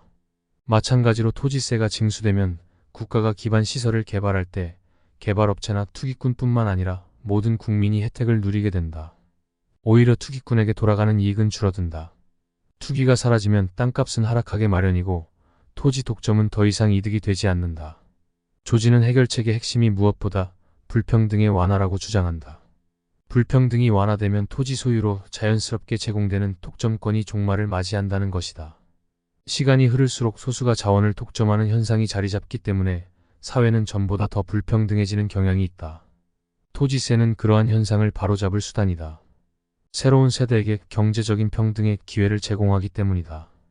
사회가 얻는 소득 중에서 지대와 소유권으로 얻는 소득의 비중이 줄어들고 실질적인 생산과 노동으로 얻는 소득의 비중이 늘어나게 된다. 극소수의 토지와 재산 독점으로 고착된 불평등 때문에 사회의 진보와 발전이 더뎌지고 사회가 정체되는 일이 많다. 그런 의미에서 조지의 주장은 다시금 새겨볼 만하다. 헨리 조지 더 알아보기. 1839년 미국 필라델피아에서 태어나 엄격한 성공의 가정에서 자라났다. 14살 때 학업을 그만두고 호주와 인도로 가는 항해선의 선원이 되었다. 몇 년 후 미국으로 돌아와 샌프란시스코에서 초판공으로 일했다. 결혼 후 기자로 전직했고 20대 후반에 샌프란시스코 타임스의 편집장이 되었다. 1871년 샌프란시스코 데일리 이브닝 포스트를 창간, 1975년까지 운영했다. 진보와 빈곤이 크게 성공하면서 유명세를 얻었다. 이후 가족과 함께 뉴욕으로 이주해 연설가이자 지식인으로 인기를 누리며 뉴욕시장 선거에도 출마했다. 비록 선거에는 패배했지만 그의 정책 제안은 영향력을 발휘했다. 그가 제안한 정책으로는 지대를 통한 모든 시민의 기본 소득 제공, 대중교통에 대한 공적 투자 확대, 여성 참정권, 부정부패 청산, 지적 재산권 제한 등이 있다. 자유무역을 적극적으로 옹호하기도 했으며 이에 관한 저서 보호인가 자유무역인가 프로텍션 오프 프리 트레이드를 펴내기도 했다. 1897년 세상을 떠났다. 이상으로 헨리 조지의 진보와 빈곤이었습니다. 6. 엘프레드 마셜의 경제학 원리 1890. 현대 미시 경제학의 근원이 된 기념비적인 저작. 엘프레드 마셜. 19세기와 20세기 영국의 경제학자로 신고전학파 및 케임브리지 학파의 시초이자 미시 경제학의 창시자다. 존 메이너드 케인스의 스승이며 수요와 공급 이론, 한계효용 이론으로 유명하다. 경제학 원리는 마셜의 대표 저작으로 출간 이후 수십 년간 영국의 경제 교과서로 활용되었다. 수학과 철학을 공부했지만 가난한 자를 돕고 싶어 경제학자가 되었다고 한다. 1903년 세계 최초의 경제학 학위 과정이 탄생했다. 엘프레드 마셜이 케임브리지 대학교에 경제학 트라이포스라는 3년짜리 학부 과정을 개설한 것이다. 그때까지만 해도 경제학은 정치 경제의 일부나 윤리학이나 철학의 한 과목으로 취급받았다. 경제학이 무역과 상업의 기술만을 다루기에 제대로 된 학문이 될 수 없다는 편견은 1960년대에서 1970년대까지도 유지되었다. 그러나 마셜은 경제학이 현대 사회의 중요한 학문이 되리라고 직감했고, 이는 케임브리지 대학교가 반세기 동안 경제학의 중심지로 우위를 누리는 계기가 되었다. 마셜이 젊을 때까지만 해도 경제학은 데이비드 리카도와 애덤 스미스 이론에서 여전히 벗어나지 못하고 있었다. 마셜은 경제학이 지대와 옥수수 가격에 대한 집착에서 벗어나 실증적인 학문으로 나아가야 한다고 생각했다. 실제로 마셜의 경제학은 리카도와 스미스로 대표되는 고전파 경제학자의 입장과는 달라서 신고전파 경제학이라고 불리게 되었다. 마셜은 곡선과 그래프로 경제학 개념을 표현한 최초의 경제학자로 우리가 익히 아는 수요과 공급 곡선, 한계효용 이론을 만들어내기도 했다. 마셜은 경제학이 경제가 돌아가는 과정을 자세히 설명하는 학문이라고 생각했고, 제자인 케인스를 비롯 후대 경제학자들을 위한 기초를 마련해 경제학을 자연적인 균형 상태를 신봉하는 학문에서 한층 더 적극적이고 정책적이며 사회적인 성과를 구체적으로 추구하는 학문으로 발전시키고자 했다. 경제학자가 된 이유가 있던 만큼 마셜은 사회적 목표가 뚜렷했고 동시대 경제학자들에 비해 진보적인 편이었다. 그는 빈곤 완화와 하위 중산층 및 근로계층 교육 확대에 힘썼다. 그러나 빈곤층이 부양하지도 못할 대가족을 꾸리는 일이 없도록 자제력을 발휘해야 한다고 역설한 멜서스와 같은 빅토리아 시대 사람답게 보수적인 면도 있어서 경제학의 도덕성을 투영하는 일에 거리낌이 없었다. 1890년에 출간된 경제학 원리는 이러한 마셜의 이론을 담아낸 대표작이다. 집필 기간만 10년에 달했고 출간 이후에도 30년간 고치고 또 고쳐 8번이나 개정판을 냈을 정도로 마셜은 이 책에 매달렸다. 750쪽이었던 초판본이 1920년 최종판본에서는 870쪽까지 늘었다. 이런 마셜의 완벽주의 성향 탓에 읽기 쉬운 책은 아니다. 제자인 케인스마저 각주만 읽고 본문은 건너뛰라고 했을 정도니 말이다. 그럼에도 마셜의 명쾌한 문장에 힘입어 이 책은 크나큰 성공을 거두었다. 꼼꼼하고 방대한 이 책은 수십 년간 경제학을 공부하는 사람이라면 꼭 봐야 하는 필독서였다. 오늘날에도 미시 경제학을 공부하고자 하는 학생들에게 매우 유용하다. 경제학의 목적은 무엇인가? 마셜이 보기에 경제학은 다른 사회과학과는 달리 측정 가능한 개념이라는 장점이 있었다. 그는 사람들이 얼마를 벌고 쓰고 저축하고 투자하는지 관찰한 뒤 수요와 공급 곡선으로 나타내는 것이 경제학이라고 말했다. 마셜은 고차원적이든 저차원적이든 정신적이든 물질적이든 온갖 종류의 목적을 달성하는 힘을 발휘하는 것에 돈의 진정한 의미가 있다고 생각했다. 인간은 사회적인 인정, 가족 수호 본능, 의무감, 애국심, 타인에 대한 관심 등 다양한 동기를 가지고 행동한다. 인간이 내리는 결정은 최적과는 거리가 먼 경우가 대부분이다. 따라서 경제학을 그저 자기 이익을 추구하는 학문으로 단정 짓는 것은 잘못된 태도라는 것이 마셜의 입장이다. 마셜의 주요 개념. 19세기 경제학자들은 제러미 벤담의 공리주의에서 많은 영향을 받아 인간을 쾌락을 추구하고 고통을 회피하는 기계로 간주했다. 경제학에서 자주 사용되는 효용은 무미건조한 단어지만 우리에게 쾌락을 주거나 이득이 되는 것이라는 의미를 품고 있다. 공리주의에 따르면 사회는 수백만 명이 자신에게 가장 효용이 되는 일을 추구하고 자신이 원하는 제품과 서비스를 구매하기 위해 노동이라는 비효용을 견디는 현장이다. 공리주의자 입장에서 기업은 사람들이 원하는 것을 공급하기 위해 완전 경쟁의 상태 속에 존재한다. 마셜은 이러한 개념을 취해 자기 방식으로 변화를 주었다. 이후로는 그의 주요 개념을 몇 가지 살펴보도록 하겠다. 가위의 양날과 같은 수요와 공급. 리카도와 스미스는 생산과 공급 비용이 제품의 가격을 결정한다고 강조했으며 한계효용학파의 창시자 윌리엄 스탠리 제번스는 수요가 가격의 가장 큰 결정 요인이라고 주장했다. 마셜은 수요와 공급을 가위의 양날로 상정했다. 가위의 양날이 만나 물건을 자르듯이 수요와 공급이 만나 가격을 결정한다는 것이다. 그는 그래프에서 공급을 상승선으로 표현해 제품의 가격이 상승하면 기업이 공급을 늘린다는 개념을 보여준 동시에 같은 물건이라도 구매가 많아지면 가격이 떨어진다는 수요 법칙을 내놓았다. 마셜은 이렇게 수요와 공급이 지속적으로 자동 조절되면 균형 가격이 형성되어 자원의 최적 배분이 보장된다고 보았다. 마셜의 교차점은 그래프에서 수요와 공급을 나타내는 선이 교차하는 지점을 보여준다. 소비자는 자신이 원한 가격의 제품을 사고 생산자는 같은 가격의 제품을 팔아서 둘 다 만족한 상태다. 수요는 소득의 상승이나 하락, 인구 증가 등의 인구학적 원인, 다른 제품의 가격, 광고 예상을 비롯해 여러 요소의 영향을 받을 수 있다. 특정 제품의 공급은 이윤에 대한 생산자의 단순한 욕구에 따라 결정된다. 생산자는 인건비를 비롯한 생산 비용을 회수할 수 있을 정도의 가격이 되어야 제품을 계속 생산하려 할 것이다. 가격 탄력성. 연료 같은 제품의 수요는 상대적으로 비탄력적이다. 연료 가격이 대폭 인상되더라도 사람들은 계속해서 자동차나 버스같이 연료가 필요한 이동수단을 이용해야 하며 자기 차에 연료를 채워 넣어야 한다. 명품 핸드백 같은 제품의 수요는 보다 탄력적이다. 경제가 휘청거릴 때 사람들이 제일 먼저 구매 목록에서 제외하는 것이 사치품이다. 호황기에 샤넬 가방을 구매한 사람이라도 불황기에는 저렴한 것을 찾게 마련이다. 이러한 수요 탄력성이 시간이 흐름에 따라 변할 수 있다. 아직까지 연료의 수요는 비탄력적이지만 기술 혁신과 자원 활용의 발전으로 전기 자동차 등이 활성화되면 연료 수요도 한층 더 탄력성을 띨 수 있게 된다.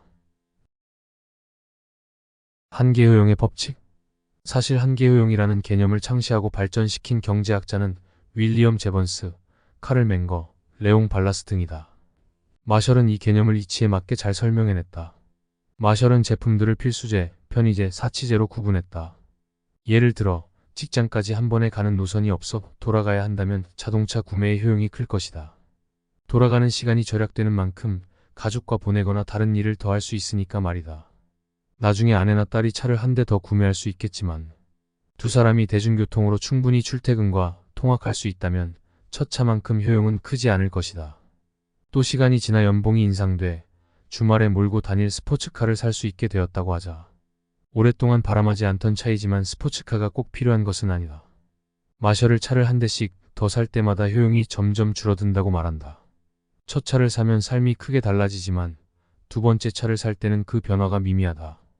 세 번째 차는 삶의 변화를 거의 일으키지 않는다. 두 번째 차와 세 번째 차가 있으면 편하고 만족스럽긴 하지만 그 차들은 내일 당장 팔아치우더라도 생활 수준이 크게 달라지지 않는다.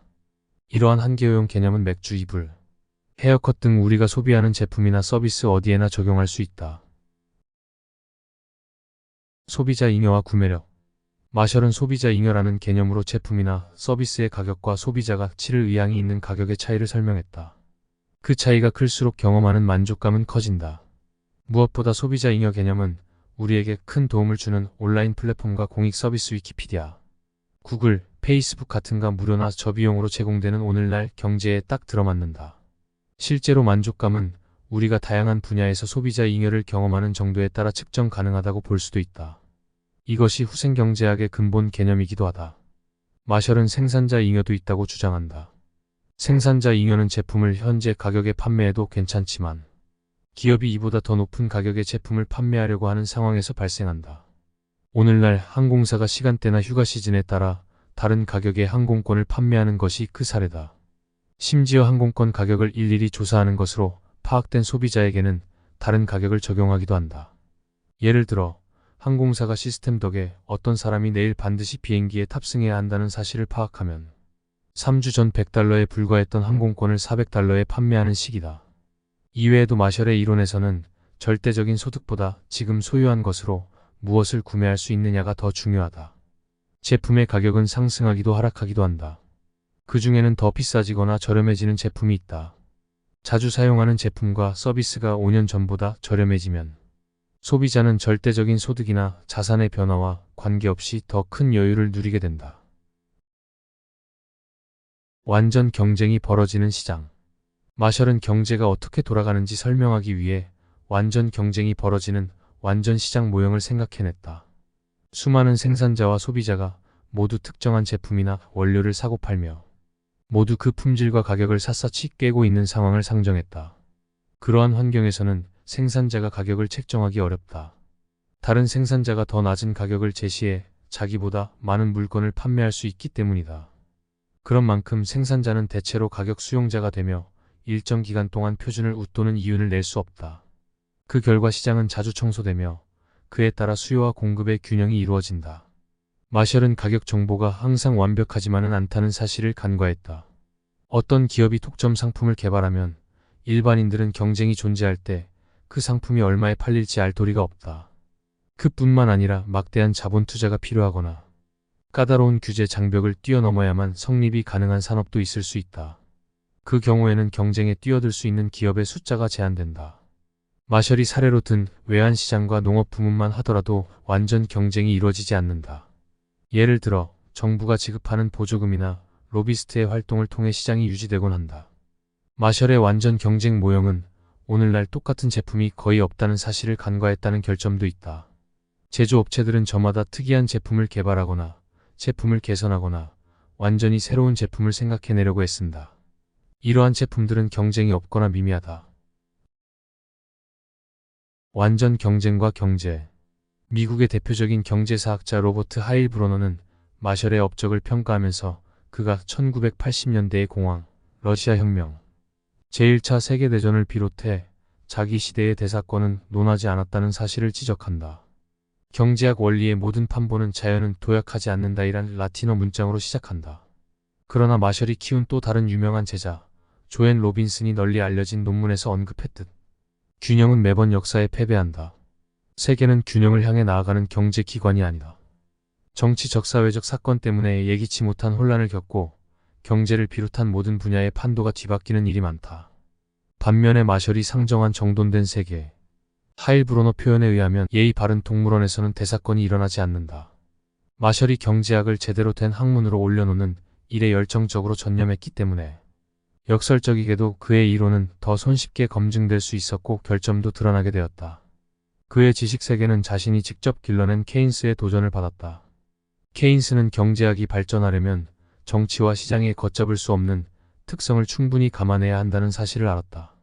특히 시장이 산출하는 결과에 인간 심리와 기대감 같은 주관적인 요소가 수요와 공급 법칙만큼이나 중요한 역할을 한다는 것을 인식했다. 엘프레드 마셜 더 알아보기. 1842년 영국 런던의 범원지 빈민가에서 태어났다. 아버지는 영란은행의 행원, 어머니는 정육점집 딸이었다. 서민들이 거주하는 런던 남부 클래펌에서 열심히 공부하라는 아버지의 독려를 받고 자라났다. 케임브리지 대학교에 합격해 수학을 공부했으며 차석으로 졸업했다.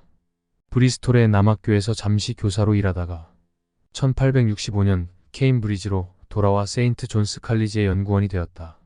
1877년 여성과 근로계층의 교육을 위해 신설된 브리스톨 유니버시티 칼리지의 학장이자 정치경제학 교수가 되었다. 1885년 다시 케임브리지로 귀환해 은퇴할 때까지 머물렀다. 왕립경제학회 설립에 참여했고 유명한 경제학 술지 이코노믹 저널의 창간을 도왔다.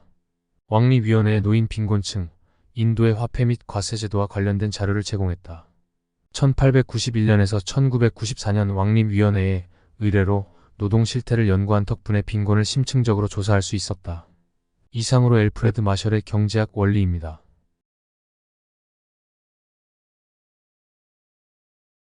7. 소스타인 베블런의 유한계급론 1899년. 기존의 수요 공급 이론에 반하는 과시적 소비의 탄생. 소스타인 번드 베블런. 노르웨이 이주민 출신으로 19에서 20세기 미국의 사회학자 겸 경제학자로 사람이 만든 제도가 경제 행위에 미치는 영향을 분석한 제도주의 경제학의 선구자다. 일부 계층의 과시적 소비 심리로 인해 가격이 올라도 수요가 줄지 않는 현상. 일명 베블런 효과로 유명하다. 우리는 왜 더 많이 일하고 더 나은 직업을 찾고 사업을 시도하는 것일까? 소스타인 베블런은 이런 추구가 생존이 아닌 사회적 열망 때문이라고 믿었다. 자국의 문화가 고귀한 개인주의의 정점을 보여준다고 믿은 다른 미국인들과 달리 베블런은 미국 사회가 기본적으로 야만적이라고 생각했다. 베블런은 1899년에 펴낸 그의 대표적인 화제작이자 명저 유한계급론을 통해서 야만인은 잘 발달된 약탈적 생활체계를 갖추고 있으며 지위를 예민하게 의식한다고 밝혔다. 베블런은 이 책을 통해 소비지상주의에 젖은 미국과 자신의 출신지인 노르웨이 농촌을 비교 분석하고는 미국의 과도한 소비 본능이 어디에서 비롯되었는지 고찰한다. 그는 미국 대중이 일하지 않고 소비만 하는 과거의 유한계급을 본받으려고 한다면서 과시적이고 세속적인 가치를 추구하는 본능이 사회에 널리 퍼졌다고 지적한다. 오늘날의 소비 문화는 수많은 사람이 부유층의 생활 양식과 습성을 모방하면서 생겨났다. 베블런은 과시적 소비란 개념을 소개하며 이를 음식이나 주거지에 대한 욕구보다 더 높거나 영적인 욕구라고 설명한다. 이처럼 단순한 설명은 당연히 미국 사회에 불쾌감을 안겨주었지만 오히려 그런 까닭에 화제를 모으고 큰 성공을 거두었다. 베블런은 자신의 책을 사회학적 고찰을 접목한 경제학서라고 생각했다. 문체가 장황하고 산만하며 투표나 사실 정보 등을 포함하진 않았지만 흥미롭다. 이 책에서 그가 제시한 자본주의의 중요한 동력이 자만심과 시기심이라는 관점은 인간의 합리성을 전제로 하는 고전파 경제학과는 대비된다. 일하지 않는 자의 품격 과시적 여가. 베블런은 고대 이후 육체노동은 고차원적인 생각을 방해한다고 간주되어 온 반면에 일하지 않는 삶은 모든 문명인의 눈으로 볼 때 아름답고 사람의 품격을 높여주는 것으로 인식되어 왔다고 고찰한다. 그가 보기에 여가는 게으름과 다르며 시간의 비생산적인 소비에 해당한다. 유한계급에 속한 사람도 매우 바쁠 수는 있지만 그 사람의 활동은 생계 유지나 금전적 이득을 목적으로 하지 않는다.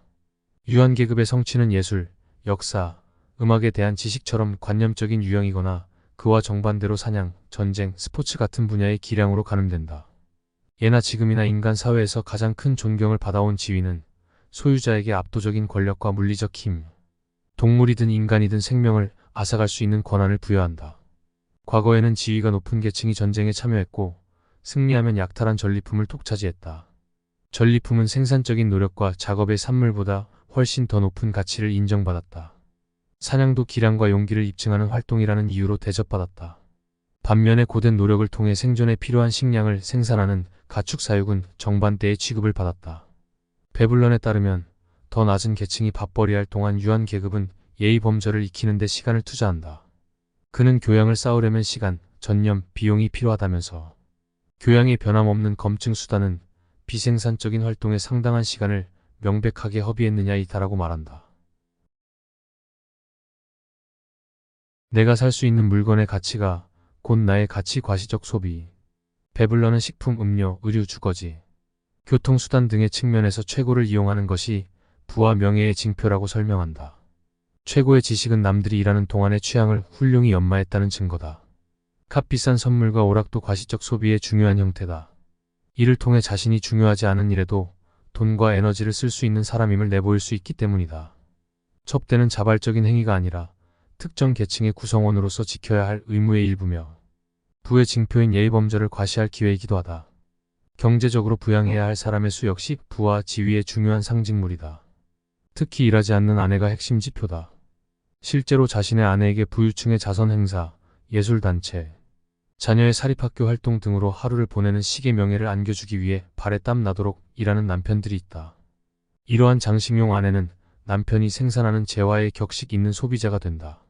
아내가 필요 이상의 아름답고 큰 집을 얻어 과하게 꾸미는 것은 배불런이 표현한 낭비된 노력의 법칙을 보여준다.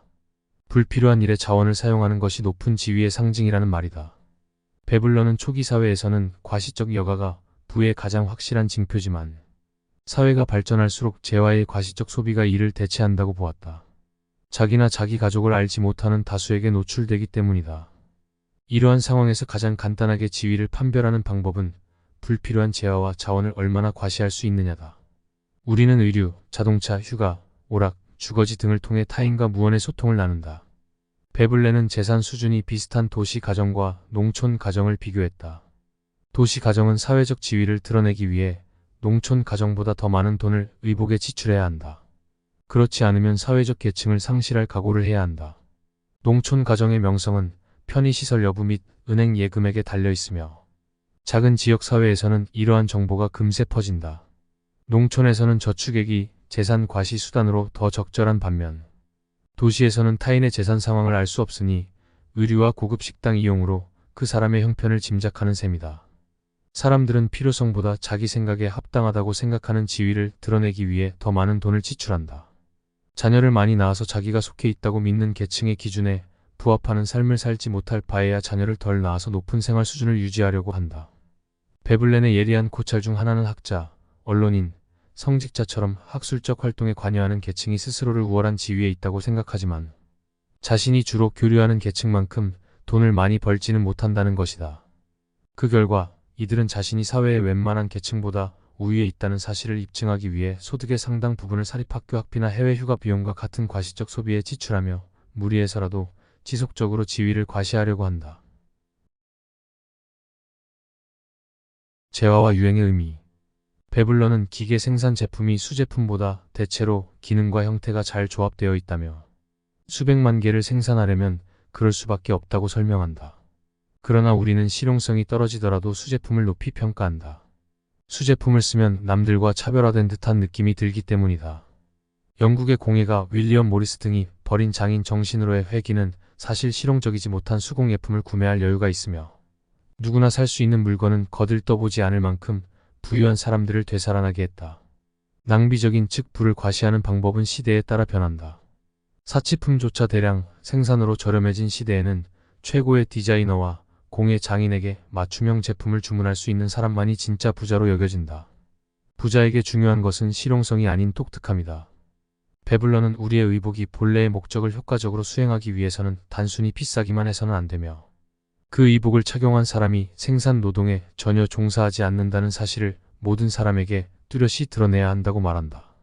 화려한 의복, 실크햇, 광택이 나는 구두를 착용한 사람은 옷차림으로 자신이 생계를 위해 돈 벌 필요가 없음을 나타낸다.